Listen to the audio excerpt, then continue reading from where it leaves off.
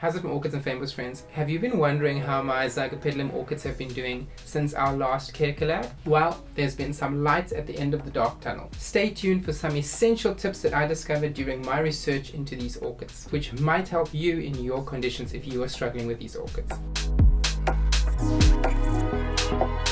So there's quite a number of us joining in on the CareCollab today. I'll display all the collaborating channels up on the screen now. And a big thank you to Nina from Ninja Orchids for organizing the CareCollab videos. As you can see, something's going right with these orchids for me. So in the previous Zygopetalum CareCollab, I focused on what not to do with Zygopetalums. Based on what I have discovered through trial and error, does not work in my environment for Zygopetalum orchids. So there will be a card at the end of this video for you to check that one out. But today I just want to focus on two things, light and temperature, as I believe that understanding the relationship between light and temperature is fundamental in the care for these orchids. Often I find in some environments, mine in particular, that light and temperature seem to play off each other. By providing more light, you are often exposing the orchid to a higher temperature. In many conditions, in many environments, it is difficult to provide an orchid with high light and not have high temperature as well. You'll hear that many growers out there recommend that you provide Cattleya type light for these orchids. While that may be the case in some environments, in other environments that could cause some problems for you. By providing higher light, you are obviously increasing the temperature in the environment as well. Zygopetalum species are cool to cold growing orchids. If you expose them to warm temperature ranges,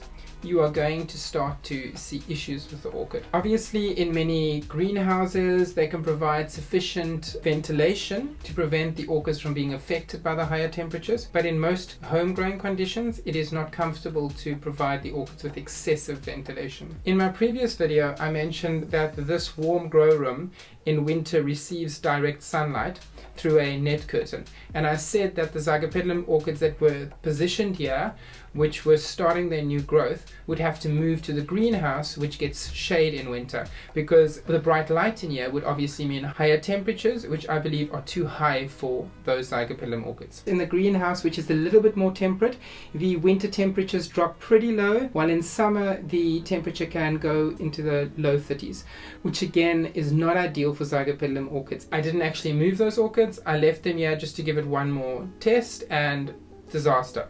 Those Zygopetalums lost their new growths and didn't do so well. On this one, I have some beautiful little new growths coming out. So what I'm intending on doing is to repot this, put it into a smaller pot. I will give it a nice cleanup, and then we will see how it does in the greenhouse for the winter and in this grow space in the summer, so as not to get too hot. On the other hand, this one, which sits in the bathroom, which receives about 1 to 2 hours of direct sunlight through a misted glass panel between 8 and 10 in the morning, is doing very, very well. And I believe it is because this orchid has not been exposed to high temperatures. But there is another interesting fact that I discovered about my Zygopetalum orchids. So if you go to the orchidspecies.com website, you will see that for many of these Zygopetalum orchids, it is suggested that they have bright Cattleya light. So the line runs down the middle between the sun and the dark sun. But some of the species, such as Zygopetalum macchii, require more Miltoniopsis light levels. So that would be a quarter of what that sun image is, which says to me that for some of the species, rather than providing them super bright light, we can hold off on the light just a little bit and focus more on the temperature for these orchids, which again I believe is crucial. And by doing that, I've had a lot of success. In comparison with my other Zygopetalums, these have barely any spotting on the leaves. So my solution is, there are so many hybrids of Zygopetalums out there, and I'm sure some of them have the macchii in as well. So start with lower light, around Miltoniopsis levels. Obviously this is brighter than Phalaenopsis, and see how they do and how they fare if you are struggling with Zygopetalum orchids. Don't take the light to the end of the spectrum, or even, as I said, Cattleya type light for these orchids when you start with them if you are struggling. First get them growing while producing nice leaves, fleshing out, and if they don't flower, then you can look at gradually increasing the light a bit. But my belief is that the crucial aspect for these orchids is temperature, not so much the light levels. So that's my opinion. I'm going to try that out, see how this orchid does. If this one blooms for me, then hooray, then I won't need to increase the light levels at all. I suspect it will. I don't suspect I'm going to have issues with this one. But let's see how it goes. So after saying all of this, let's head out into the greenhouse to see how the other Zygopetalum orchid is doing.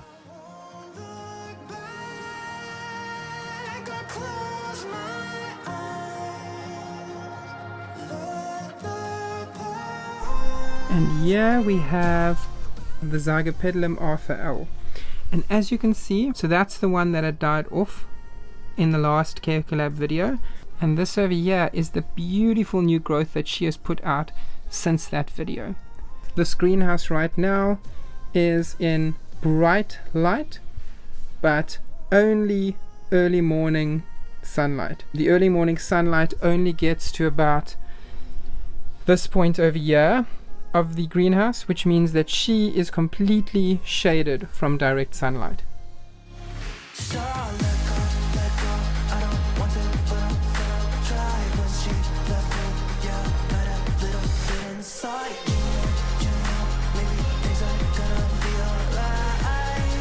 If you enjoyed this video, give me a like, and don't forget to subscribe if you want to see more content such as this. Keep well, stay safe guys. Bye.